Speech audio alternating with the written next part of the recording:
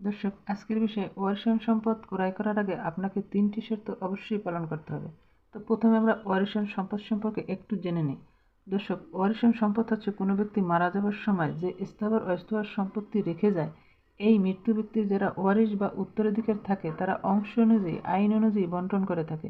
মৃত্যু ব্যক্তির যত দাগে যত সম্পদ থাক না কেন প্রত্যেক ওয়ারিশ প্রত্যেক দাগ থেকে সম্পদ পাবে অংশ অনুযায়ী। তো শর্ত ৩টি হচ্ছে, প্রথমত ওয়ারিশ সম্পত্তি ক্রয় করার আগে আপনাকে জানতে হবে ওয়ারিশদের মধ্যে বন্টন দলিল রয়েছে কিনা।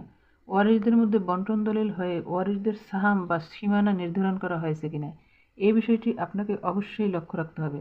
দ্বিতীয়ত, ওয়ারিশান সম্পত্তি ক্রয় করার ক্ষেত্রে আপনি যার কাছ থেকে সম্পত্তি ক্রয় করতেছেন এই সম্পদের যে আরও ওয়ারিশ রয়েছে তাদেরকে জানিয়ে সম্পত্তি ক্রয় করতে হবে। অনেক সময় কোনো ওয়ারিশ আদালতে টাকা জমা দিয়ে অগ্রক্রয় বা প্রিএম্পশনের মামলা করতে পারে। তৃতীয়ত, ওয়ারিশান সম্পদ ক্রয় করার ক্ষেত্রে আপনি যার কাছ থেকে ওয়ারিশান সম্পত্তি ক্রয় করতেছেন সে ওয়ারিশ ছাড়া অন্যান্য যে ওয়ারিশ আছে তাদেরকে আপনি দলিলের শনাক্তকারী বা সাক্ষীর ঘরে রাখতে পারেন। দলিলে যদি শনাক্তকারী বা সাক্ষীর ঘরে রাখেন সেক্ষেত্রে পরবর্তীতে ওয়ারিশরা দলিলের বিষয়টি অস্বীকার করতে পারে না, মামলা মোকদ্দমা হওয়ার কোনো সম্ভাবনাও থাকে না।